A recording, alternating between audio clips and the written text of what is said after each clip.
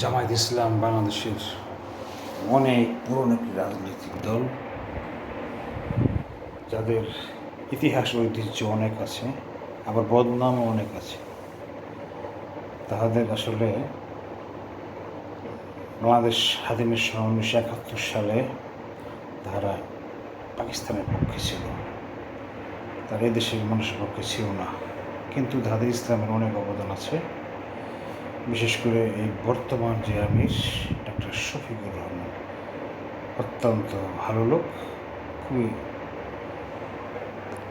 সুন্দর তার ব্যবহার, এবং তিনি অনেক চেষ্টা করে যেতেছেন আগামী নির্বাচনে যেন বাংলাদেশ জামাত ইসলামীকে বাংলার মানুষ ভোট দেয়, পিছনের সমস্ত বিভেদ ভুলে গিয়ে আগামীতে দেশ গঠনের জন্য জামাত ইসলাম নিরলসভাবে কাজ করে যাচ্ছে।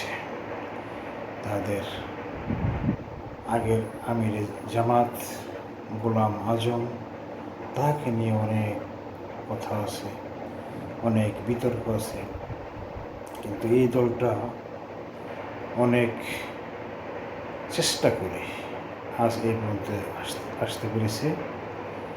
জানি না সামনে তাদের কী পরিস্থিতি হয়। মানুষ যদি তাদেরকে ভোট দেয়, তারা মানুষের উপরে থাকবে। যদি মানুষ তাদেরকে ভোট দেয়, তার এক সময় বাংলাদেশের ক্ষমতা আসতে পারে। তারা অনেক চেষ্টা করতেছে, বাকিটা জনগণই জানবে।